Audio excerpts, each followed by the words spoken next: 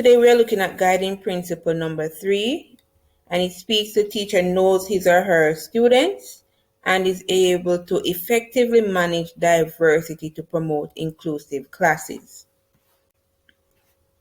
The source of evidence for this principle are incentive program, rewards system, samples of incident reports, logbooks, register, memorandums, meeting minutes, lesson plans, work plans, student assessment records, and behavior management. Standard 3.1. As you know, the guiding principles come with different standards. So the first standard for principle number 3 is standard 3.1. It speaks to the teacher knows age and developmental characteristics of students. When a teacher knows his or her students' characteristics, she's able to link the characteristics of each student to the NSE curriculum. It comes out in the way she planned her lessons with the 5 E's and the incorporation or the integration of the 4 C's. And all lessons caters for the intellectual, physical, and social well-being of each student. Standard 3.2 speaks to know the diverse factors that impact student learning. And we know the diverse factors that impact students' learning are social, cultural, religious, gender, environmental, special educational needs. For this, you will need your lesson plan as evidence. And in your lesson plan, it shows differentiation. So you should see different things coming out in your lesson plan. The religious aspect, you're catering to the boys and the girls, not just girls, because remember we're focusing on boys' education. So you should see that coming out, and because all of this will impact the students' learning in some way or another. Next one. All right, standard 3.3, know the principles of inclusive education and their applications. The evidence that we'll need here, assessment records and referrals to guidance counselor. Inclusiveness also speaks to differentiation. So when you're giving projects, you're not going to say one size fit all. You know that some of our learners are visual learners. They are physical, they like to do things. So your projects should show this. So in your assessment records or your project outlines, you should see the differentiation coming out. Remember, the students also need inclusion. So for some of the students that you see are lagging behind for some reason or the other, you would refer them to your guidance counselors who will make the necessary diagnosis or whatever that needs to be done.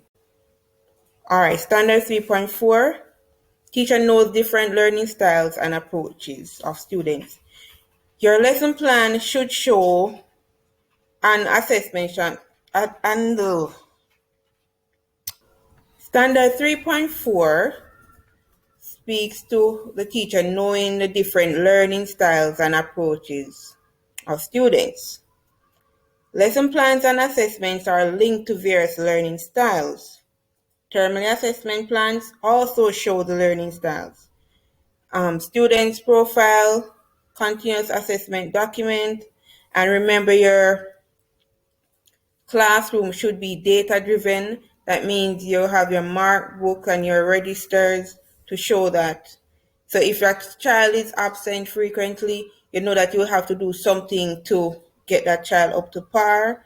And your marks book, so if a child is not at the level that you require, so you will try to even do a learning profile of that child and then incorporate learning styles that are needed for this child. So it would also come out in the student's portfolio. All right. Standard 3.5 knows and understands students' skills, interests, and previous learning and the effect of these on learning. As I said, integration. Lesson shows integration. So it could be integration across a curriculum and subject. When I say integration across a curriculum, you know that you're integrating your arts with your language arts. So you have your language arts and you're doing art and you put in your music, you integrate your music lessons, drama, and we would call that the, yes. So across subjects now is when you integrate like maths and social studies and language arts and social studies. As you know, some parts of our curriculum are is already integrated. For instance, you know that your language arts curriculum is intertwined with your science and social studies curriculum. So once you are teaching the curriculum as is, you are adhering to this. And you also, you know, like you have students in your class that we have these games going on now. You can infuse it with your TikTok, your Roblox, and so forth.